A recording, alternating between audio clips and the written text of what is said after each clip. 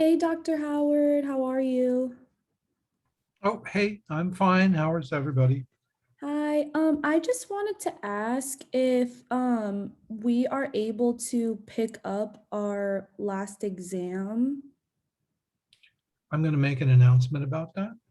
Okay, because I am still back home in Georgia and I won't be able to physically pick up my exam.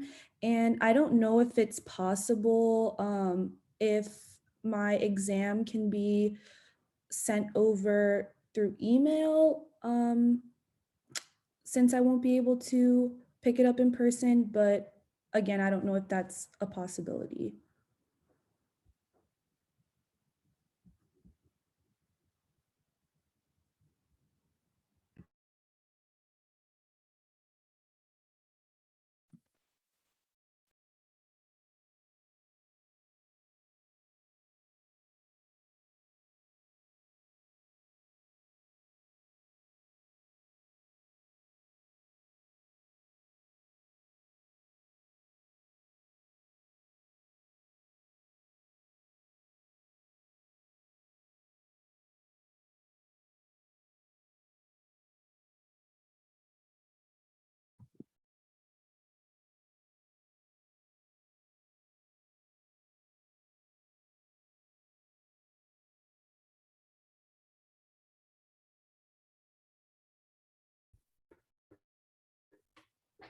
Okay, I do not know what just happened, but apparently Zoom installed an update and kicked me off. So if you typed before this, type again, just to be sure, because I don't know if it's going to save that or not. I have a feeling that it won't. Um, okay.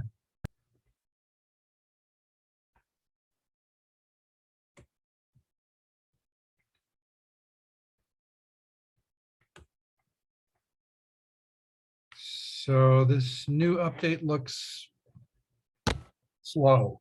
I don't know. Anyway, you'll be able to pick up your exams any time this week.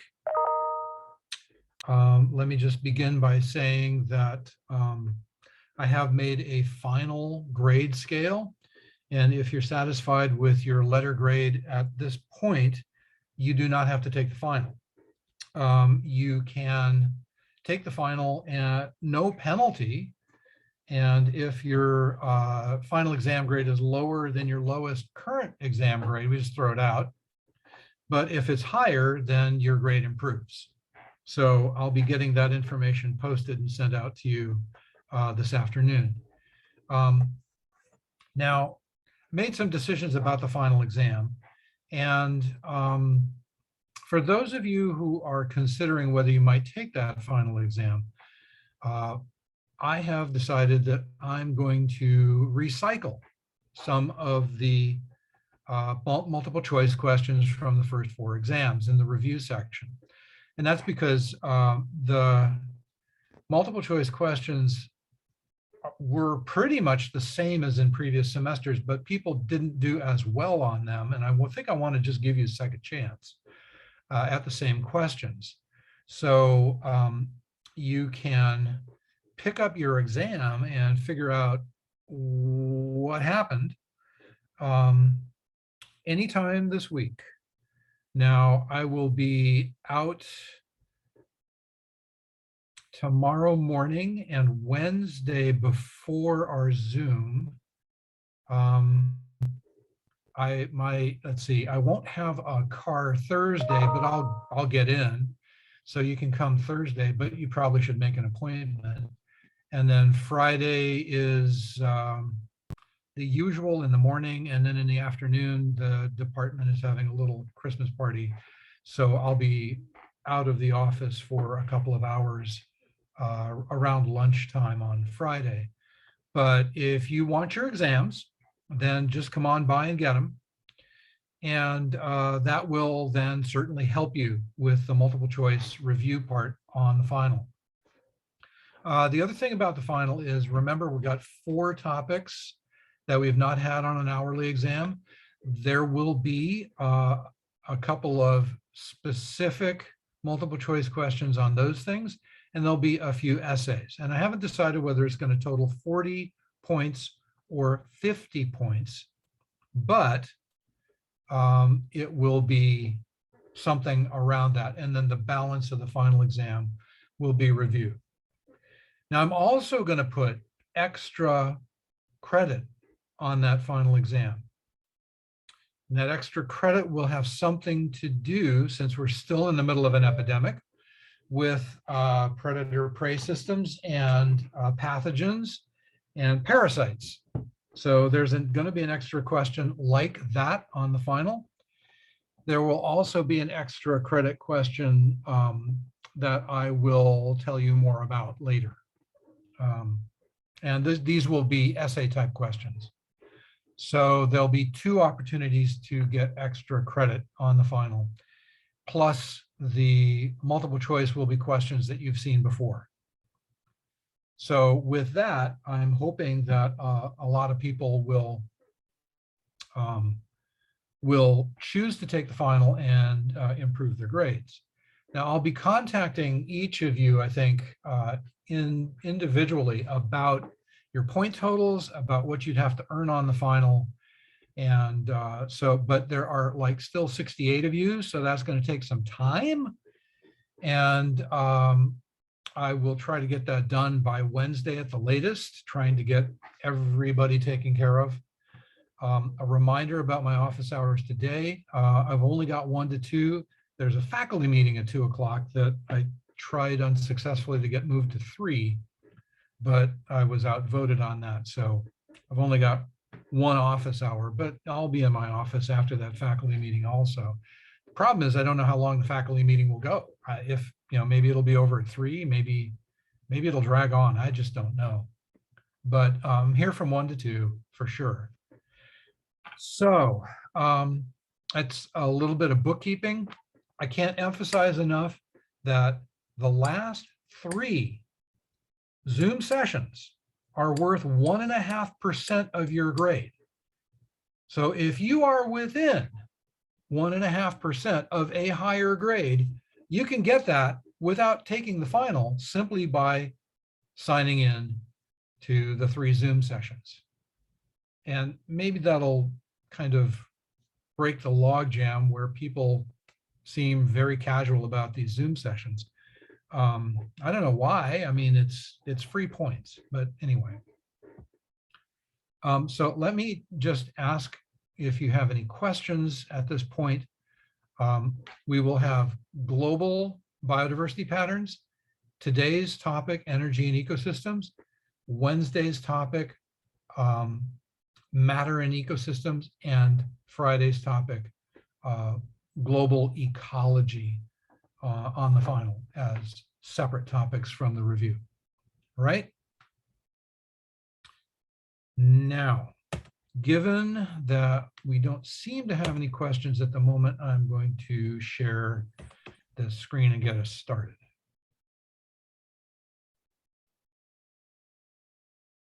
So our topic for today then is the beginning of ecosystem ecology. Yeah, let me move this. Move that down there for a minute. So if you'll recall from long time ago, from the distant past, the Jurassic era of this course, you'll remember that ecosystem ecology is not primarily concerned with organisms per se. It's, they play a role, but ecosystem ecology is interested in matter and energy and how they move through ecosystems and are stored in ecosystems. So that's what the next couple of lectures are going to be on. So today is energy and ecosystems. First, we'll talk about what an ecosystem is in ecology. Then we'll talk about the fundamental concept in analyzing energy in ecosystems, which is the trophic energy pyramid. We'll look at what we call primary production. We've used that term a little bit loosely in this course, and we're going to get very specific about it now. We'll talk about something called ecological efficiency. And then we'll look at how we use productivity, that is primary production, as a proxy for the capture of energy by organisms. Then we'll compare the global production of ecosystems around the world and investigate what sets a limit on the number of trophic levels. Is it primary production, or is it ecological efficiency, or is it a combination of both? Is one more influential than the other? So first, let's talk about just what we mean by ecosystems. Okay, ecosystems are the biotic community and the surrounding physical environment considered as a unit. So if you're thinking about a lake ecosystem, you are thinking about all of the organisms that live in the lake, that is, the bottom dwelling decomposers, the fish and crustaceans that live in the water. That's the biotic compartment of that ecosystem. There's also the surrounding area that might have vegetation at the edge of that lake. So that would also be part of the biotic compartment. But then, since we're talking about the abiotic environment, the physical environment, we're also talking about the water in that lake. We're talking about the mud at the bottom. What characteristics do the mud and water have? And we're talking about the import of things like matter into the lake from the surrounding area, because of course, water flows downhill from the surrounding land into the lake. So it's the organisms and the surrounding physical environment considered as a unit. Now, in ecosystem ecology, we focus on energy flow and the cycling of matter. We say energy flow because there's a one-way flow of energy. Energy is not recycled. Energy comes in from the sun, is captured by organisms, and it is lost as heat. Once it's lost as heat, it exists in a low energy state that cannot be recaptured by organisms. So energy comes in from the sun, is used by organisms, and then it is lost. It cannot be recycled. On the other hand, matter is cycled indefinitely. Some of the matter in your bodies was dinosaur poop 230 million years ago.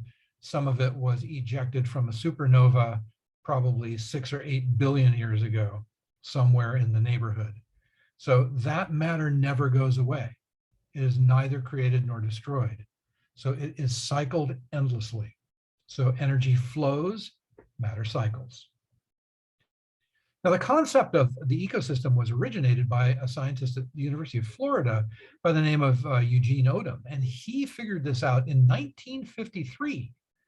He felt that ecologists were ignoring a very important part of ecology, and he wanted to direct their attention in other ways. And so what he did was take a little lake near the University of Florida's campus, and he measured the annual production of biomass at different trophic levels. So for the algae that are the primary producers in the lake, how much biomass of algae was produced in a year? So he took repeated samples and he separated the live from dead, and then he estimated, how long do these things live? And he estimated the rate at which new algae were being produced. And he did the same for things like phytoplankton and zooplankton, which eat the phytoplankton, and then he did the same for fish. Okay, so he estimated the number of kilograms per year that were produced by these organisms during the course of a single year.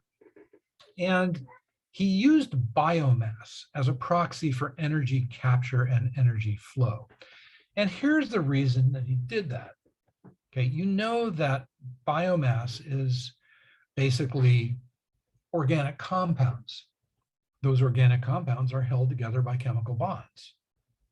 Well, where does the energy for the chemical bonds come from? Well, it comes ultimately from the sun. It is captured in chemical bonds in the form of photosynthesis. And then organisms that consume plants convert that energy into other chemical bonds. But the whole purpose of doing that is to make tissues. So he used biomass as a proxy for energy content. And it's a pretty good proxy. And to this day, we still use biomass as a proxy for energy flow and energy content in ecosystems. So what I'm going to do here is move this out of the way of our table here, move it back up to the top. So here's the key table from his original paper in which he laid out the concept of the ecosystem. So he looked at 3 trophic levels because it was a fairly simple little lake. And he had these green plants, which are phytoplankton and some algae. And he estimated that they captured about 2,900 kilojoules of energy per square meter per year. So that's what that means. Okay, now kilojoules per square meter, he gave the energy equivalent, but he got it from estimating grams of biomass. We're probably going to mostly use grams or kilograms of biomass as instead of kilojoules of energy. But the important thing that he noted was the following. If he looked at the amount of production of green plants, it was 2,900. If you looked at the amount of tissue produced by herbivores that were eating them, it was only 293. Okay, so 2,900 kilojoules of energy in green plants was only able to produce 293 kilojoules of energy that were bound into the tissues of herbivores. And when he looked at carnivores, whoa, it was even less. It was only 54. So look, this is only 10% of this. The efficiency of transfer of energy from green plants to herbivores is only 10%. The efficiency of transfer from herbivores to carnivores that are eating them is about 16% roughly. Okay, so there's a loss of energy here at each trophic level. Whatever the herbivores are doing, they're losing most of the energy that they eat. Most of that energy is wasted, and only a small fraction goes into making tissues of herbivores. And this was a key insight because what happens to that energy that's lost? It's lost as heat. Okay, so he then wanted to know, well, where does that energy go? Are the herbivores eating it and then using it somehow for something other than tissues? Are they just sloppy eaters and they're not actually getting that energy?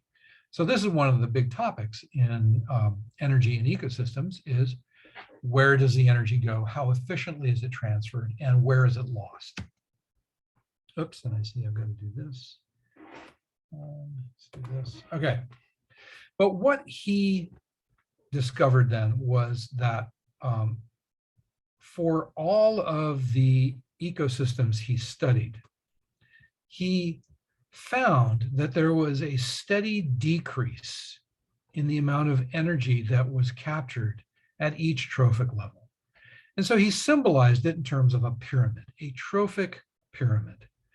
So we're switching from using food trophic levels as ways to organize species in food webs to now thinking about trophic levels as energy containers in ecosystem ecology. So if this is the width of the base of the food pyramid here, this is the amount of energy that plants are capturing, kind of represented by a bar this big. Here's the amount of energy that is actually transferred into herbivores. And you can see that most of the energy that was captured by plants does not go into making rabbit tissue. It's lost somehow. And here's then a carnivore, and most of the energy in rabbits is lost in the carnivore. The carnivore only gets a small fraction of the energy in rabbits. And then here's a top carnivore. And notice that there's a vanishingly small amount of energy that is bound up in the chemical compounds that make up, say, a top carnivore. And most of the energy here is lost. So there's clearly going to be a limit. This is a pyramid. There's going to be a limit to the number of trophic levels you can have. At some point, there's just not going to be enough energy to support another trophic level. So this was a second key insight, that the loss of energy from one trophic level to another made that made the organization of trophic webs into a pyramidal structure. So the question then was, why does biomass decrease at those higher trophic levels? What is the source of the loss? And once again, I have to do this. Okay. Well, so here's the diagram that shows kind of sketchily what is going on. So here's the sun, and don't blame me. I just grab things. I'm not a good artist. So here's the sun, and here's the amount of energy that plants are capturing. So photosynthesis on average captures about 1 to 2% of the energy of the sun in a square meter in a year. So some of the loss is due to the fact that a lot of the earth is too cold for photosynthesis. And so any sunlight falling on the earth's surface at those times of years is lost. It can't be captured at all. But the other thing is that the enzymes involved in photosynthesis just aren't that efficient. And in fact, up until about, say, 15, 20 years ago, the best solar cells that we could devise were only about 0.5% efficient. But now we've got solar cells that are as much as 10% efficient. And so we're outdoing plants in efficiency of capture of the solar energy. Excuse me. So of that, about 10% of the energy goes into herbivores on average, say as a global average. The rest of it is lost as heat. And here you see the arrows pointing to lost from the system as heat. Okay, so about 10% of the energy in plants goes into herbivores, about 10% goes into carnivores, and then about 10% goes into top carnivores. So at each trophic level, about 90% of the energy is lost as heat on average. What happens to it? It gets re-radiated to space. Okay, and that's part of the Earth's energy budget. So let's bore in a little more detail about how that wastage occurs. There are some things that go on. Okay, so all energy originates in photosynthesis. Here's a grape leaf photosynthesizing. But look, not all that energy goes into making tissues. So this is the amount of energy that is assimilated. This is what we call gross primary production, the total energy captured in the form of chemical bonds. But look at how much of that is used for cellular processes. It's used in respiration. So only a fraction is actually bound up into plant tissues. Most of the glucose molecules that are made in photosynthesis, which are the currency of primary production, are then broken apart to provide energy for the Krebs cycle. And so only the net primary production is used for making new tissues. Okay, so net primary production is the fraction of energy here used to build new tissues after deducting the cost of metabolism. Okay, and that's the mass of plant tissues produced, or NPP, net primary production. And that's kind of the fundamental thing that we measure in ecosystem ecology.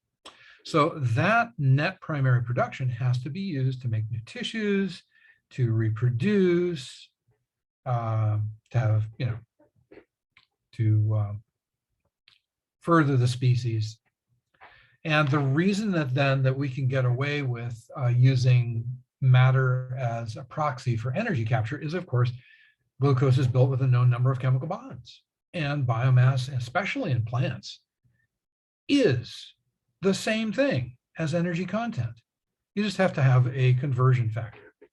And that's why, for reasons of simplicity, most ecologists simply talk about biomass as a proxy for energy content.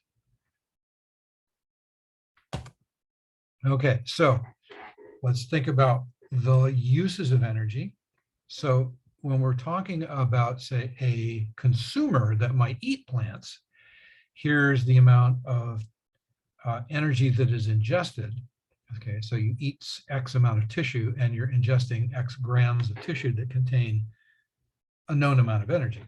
Well, you are inefficient. And a lot of the things that you eat don't ever get absorbed. And so they are lost in excretion. So fecal matter contains approximately 2/3 organic bacterial biomass and 1/3 undigested food. So as much as 1/3 of the things that you eat just are never even digested at all, and they're just lost. And then respiration is another way in which you lose some of this energy. So between inefficient digestion and the need to carry on cellular processes, you've only got a limited amount of stuff left to make your own tissues. From that, you have to grow, you have to store energy for future use, and you have to reproduce. And this fraction then is the energy that's available to the next trophic level. So when the next trophic level eats this, it has to go through the same process. A lot of this will simply never be digested. It'll be ingested, but it will not be assimilated. And then some of it will be used for respiration, and then the fraction remaining can be used for growth and reproduction of the next trophic level. So that's drilling down just a little bit more detail into how the inefficiency arises. Now, the interesting thing is the excretion part is not that different for different organisms, but the respiration part is really different. If you are a poikilotherm that takes your body temperature from the surrounding environment, you don't have to respire nearly as much as if you're a homeotherm trying to maintain a constant body temperature. For homeotherms, the respiration part is a huge loss of energy. Incredible amounts of energy are just wasted maintaining a high body temperature. So that means that the amount of energy absorbed and used to create biomass differs greatly in homeotherms and heterotherms. And we'll talk about that in just a minute. Okay, so now let's look at the global patterns of primary production. Global production in ecosystems looks kind of like this. These are the high levels. And where's the high levels? Where, well, duh, it's where you'd think they'd be, near the equator in tropical rainforest. Okay, and this is terrestrial. For the aquatic environment, it's going to be the coral reefs in these tropical habitats. Okay, and you see a gradient that tails off towards the poles in either direction, and you see some areas that are surprisingly unproductive. Of course, that's the Sahara Desert. This is the Great Arabian Desert, the Gobi Desert. Here's the deserts of the American West, and notice that they're more productive than these guys here. But then Greenland is also covered with ice mostly, so it's quite unproductive. And the polar areas are covered with snow much of the year, so they are quite unproductive. So this gives you a general overview of where the greatest production is, and it's really unsurprising. Arctic, Antarctic, and desert habitats have very low production. Temperate areas have middle production, and tropical areas have much higher production. Oh, and again, we have to do this. Keep moving that thing around and, oops, that's not what we want. That's what we want. There we go. So, okay, so here then is a kind of a summary of the averages of primary production for terrestrial and aquatic ecosystems. So in terrestrial environments, swamps and marshes have a very high level of primary production. Okay, tropical forests are almost as high. Notice that forests in general are quite high here. Grasses, grasslands and cultivated lands are lower, shrublands, temperate grassland, tundra, and alpine desert. Well, okay, so this then reflects the availability of sunlight and moisture. In swamps and marshes, it in addition reflects the inputs of nutrients that are required for photosynthesis, right? You have to make enzymes for photosynthesis, and swamps and marshes get a lot of those nutrients, so they can maintain extremely high levels of primary production. Tropical forests have abundant light and energy. Temperate forests have abundant rain, but less light. Boreal forests have a lot of rain, but still less light. And remember, these are trees, so they have a lot of biomass to begin with. And so if you got a lot of biomass, you can make a lot of biomass. In grasslands, you have small plants, and small plants produce smaller amounts of production. Okay, and this is primarily due here to the limitations on moisture. Okay, in tundra and desert, it's more the limits of cold here and water here.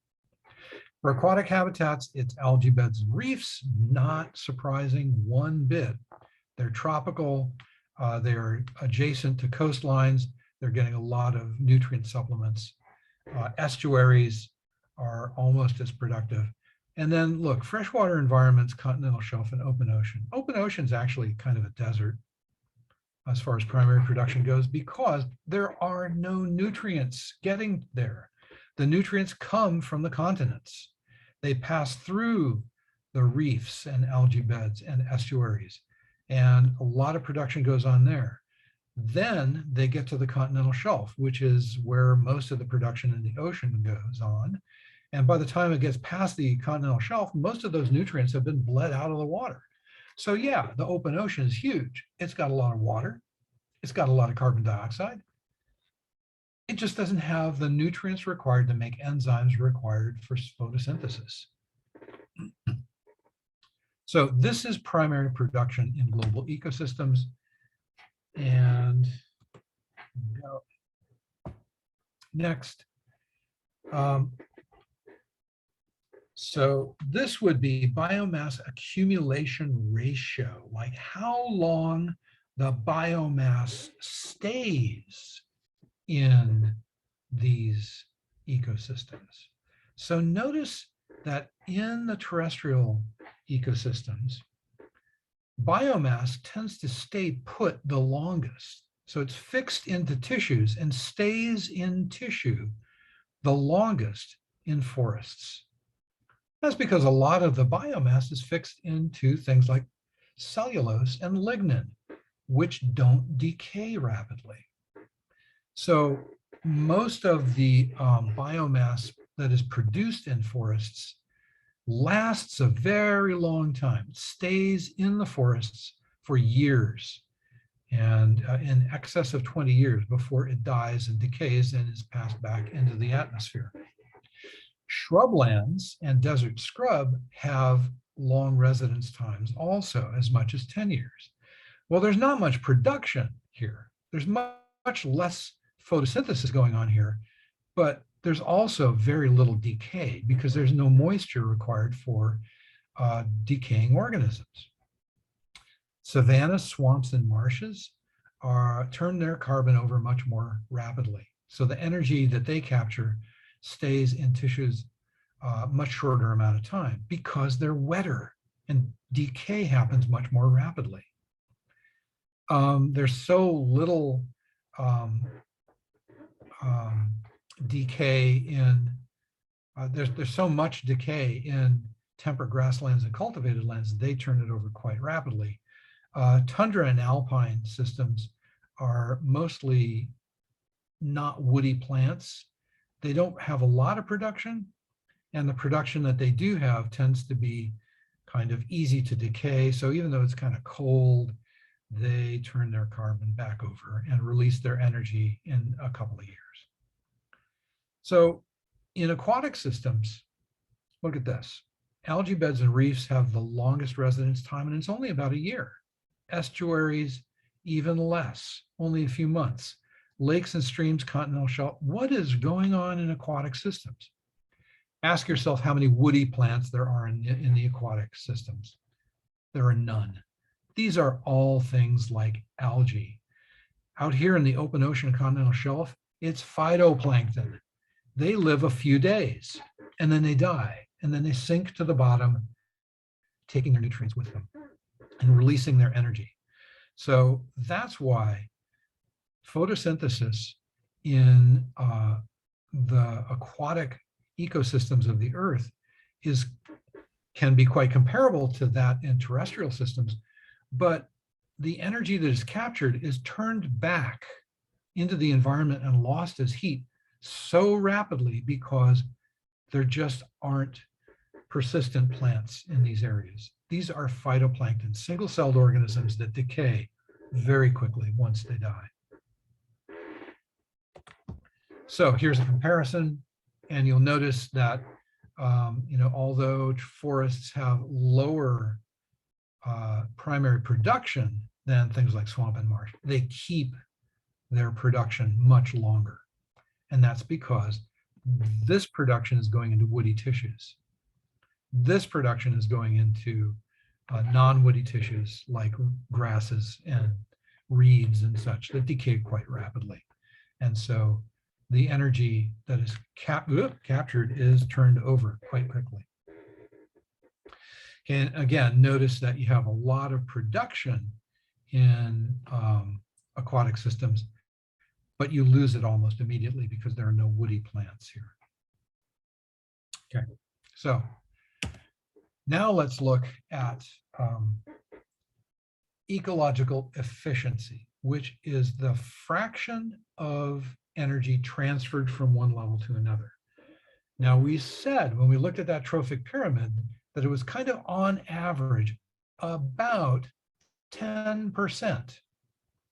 But we also said when we looked at the ways in which energy is lost, that respiration in homeotherms means that they are much less efficient at sequestering energy and turning it into tissues than for ectotherms, heterotherms.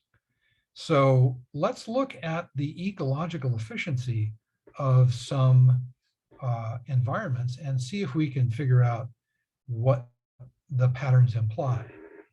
So let's look at the number of trophic levels, and that will be our key to figuring this out. So in the open ocean, you have very low primary production because of the limits on nutrients. In coastal marine habitats like reefs and stuff, it's way higher, 16 times higher. In temperate grasslands, it's only 2,000, but in tropical forests, it's again comparable to coral reefs, about 8,000. So the question then is, how many trophic levels can we support in the open ocean versus something like a tropical forest? Well, if you're basing your guess on the amount of primary production, that is the amount of photosynthesis, the amount of energy captured by plants, you'd predict that there'd be more trophic levels in reefs and forests than in the open ocean. But if you look at the number of trophic levels here on the right, you see it's exactly the opposite. Look at that. The open ocean has as many as 7 trophic levels, quite commonly throughout the world. Reefs have only about 5. What's going on there? Also, if you look at temperate grasslands, they have about 4, but tropical forests only have 3 or 4, mostly like 3 trophic levels. Why on earth is this happening? Well, this is primary production. There's something else in this table that follows very closely the number of trophic levels, and that is the ecological efficiency. The ecological efficiency of consumers in the open ocean is up to 25%. That's because none of them are homeothermic. They don't maintain a high body temperature because water steals heat from organisms. Remember, the only aquatic organisms that can maintain an elevated body temperature are the biggest fish. Most aquatic organisms don't even bother. So they don't lose a lot of energy through respiration to maintain a high body temperature. Most of their energy is put into tissues. And that means that there's more energy for the next trophic level. So you can support more trophic levels because of the higher ecological efficiency, even though you have pretty pathetic primary production.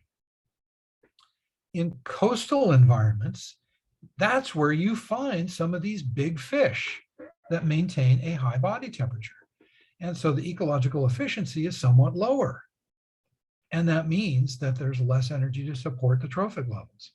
So most of the things like tuna, the big fish that maintain a high body temperature, they're found in coastal environments. And that reduces the number of trophic levels you can support.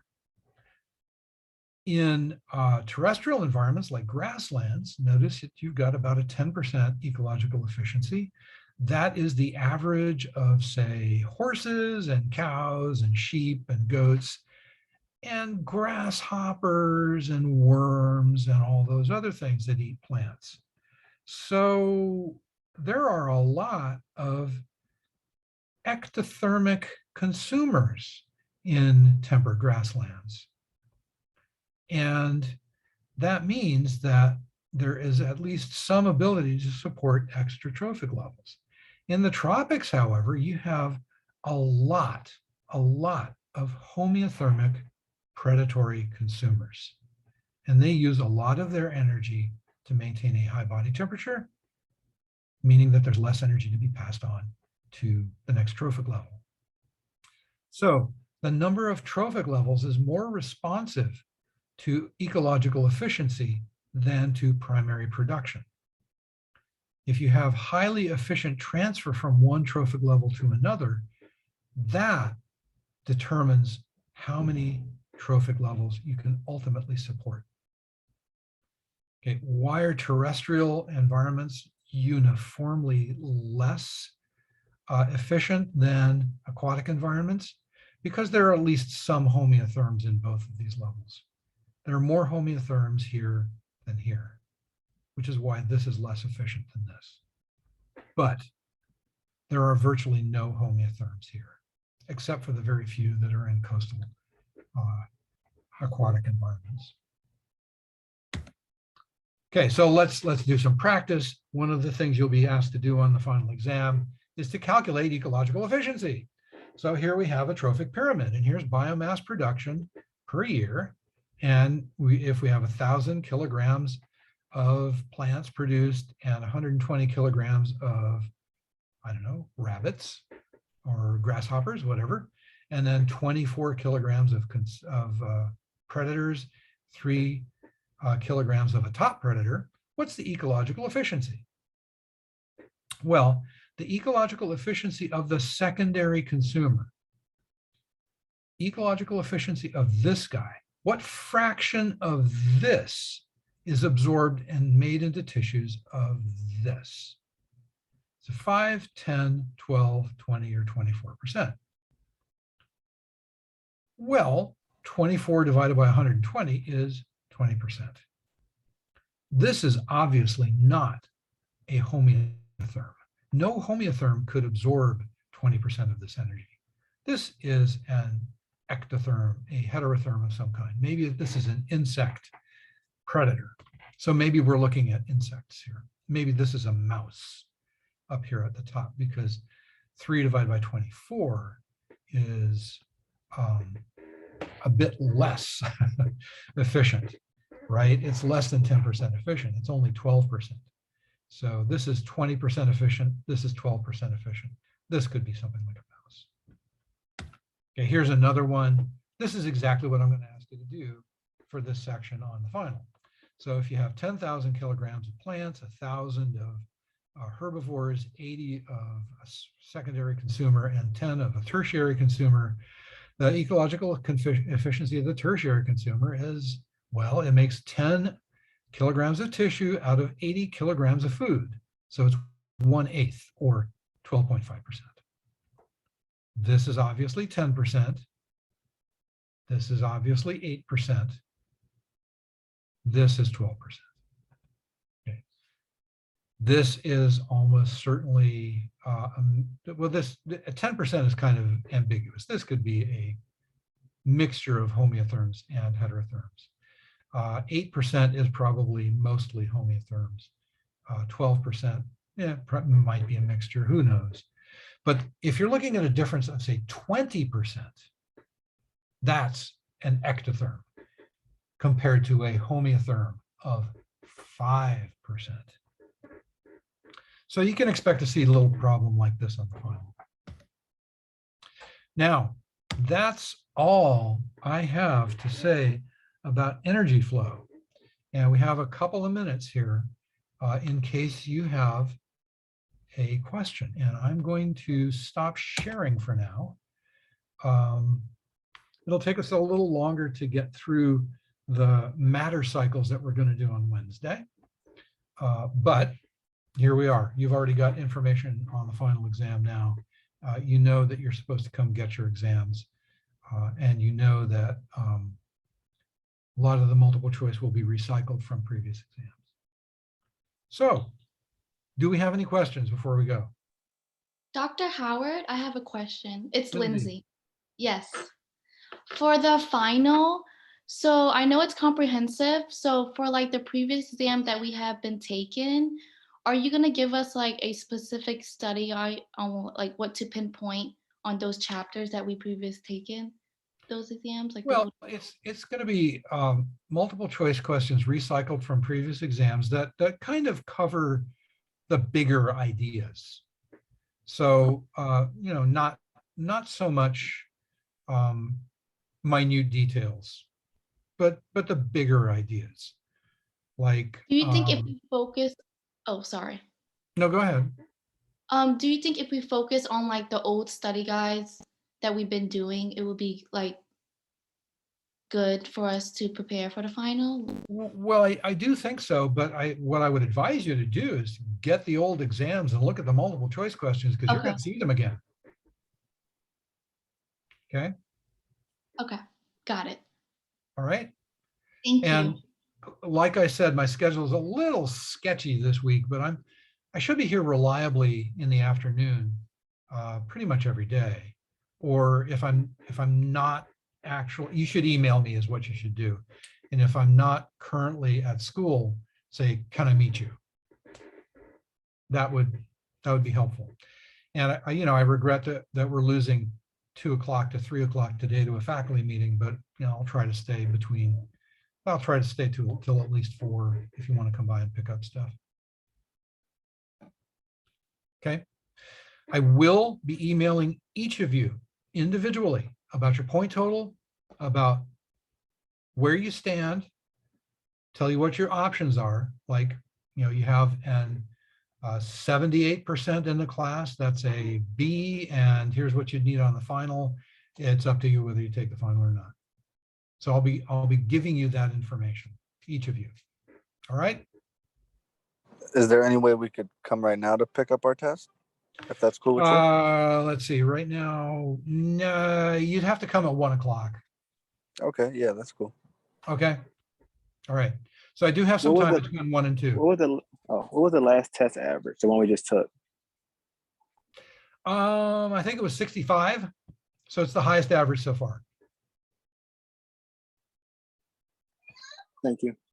Okay, so all of you who are here today, you just added 0.5% to your final grade. And so what I'm going to call and tell you about is a 0.5% too low, but I don't have time to accumulate all the attendance on a daily basis. So we'll just have to wait on that. But keep coming to the Zoom meetings. I see that about 6 or 7 people did not come. They just lost 0.5% off their final grade. What do I have to do? Anyway, any further questions before we end it? By the way, Kurutel Chima, thank you. I will have some words. I corrected the thing that you were worried about, and I will have some words for other people who think that their attendance has been undercounted. You showed me how to do it. Okay, thank you. All right. Anything else, folks? If not, I'll see some of you at 1 o'clock, I assume. All right, take it easy.